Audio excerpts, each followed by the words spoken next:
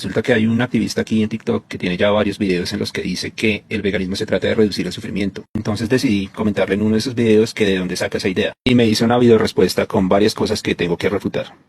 De la definición más aceptada a nivel mundial de lo que es veganismo. De hecho, esa clase de falacia ad populum ni siquiera es cierta. Es decir, si nos guiáramos por la definición más aceptada por la gran mayoría de gente ignorante, pues el veganismo es simplemente una dieta para ellos. ¿Por qué? Porque no tienen ni idea de dónde salió el concepto. Siempre, en cualquier movimiento, hay que investigar la historia, de dónde salieron los conceptos, etc. Que es una filosofía y estilo de vida que busca excluir, en la medida de lo posible y lo practicable, todo tipo de explotación y crueldad hacia los animales. Entonces ahora sí hablemos de la historia del movimiento para que quede claro por qué no estoy de acuerdo con esto. En 1944 Donald Watson y otros miembros de la Sociedad Vegetariana de Inglaterra decidieron hacer una sociedad aparte después de varias peticiones de abrir una rama especial dentro de la sociedad de vegetarianos que se oponían al uso de lácteos. Como la Sociedad Vegetariana se negó, ellos hicieron una reunión y crearon la Vegan Society en Londres. Donald Watson quedó entonces como el presidente y Leslie Cross quedó como el vicepresidente de la Vegan Society. Crearon entonces también el magazine Vegan News para plasmar y divulgar la filosofía del nuevo movimiento. Aquí fue cuando Leslie Cross se volvió el teórico más importante del movimiento, porque lo que empezó como un rechazo al consumo de lácteos por razones éticas, se dieron cuenta de que por las mismas razones iba mucho más allá del ámbito alimenticio. Entonces ya en 1949 había como una luz de cómo iban a definir el veganismo, pero aún no había una definición oficial.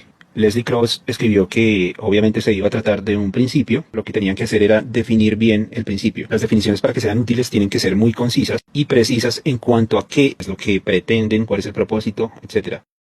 En 1951, Leslie Cross definió oficialmente el principio del veganismo. Sin embargo, para ser mucho más contundentes, voy a referirme a esta charla que dio Leslie Cross en 1955, haciendo como una especie de gira por Inglaterra, estaba en Sussex, con el propósito de explicar el veganismo en la Sociedad Vegetariana de Sussex. Es decir, esto ya fue 11 años después de la invención del veganismo y después de muchas charlas sobre qué debería significar veganismo.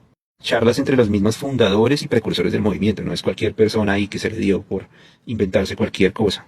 Entonces el veganismo es básicamente la idea de que el humano debe vivir sin explotar a las demás especies sintientes.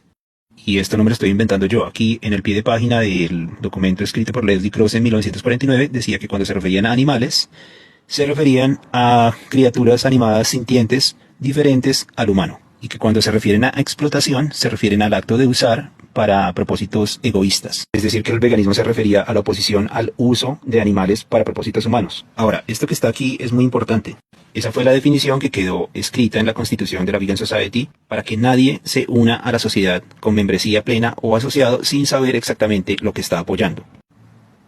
En ninguna parte de esa definición formal se habla de sufrimiento animal. Y es que está justamente implícito en las palabras posible y practicable el hecho de reducir el sufrimiento. Entonces resulta que la Vegan Society se convirtió en una caridad en agosto del 64.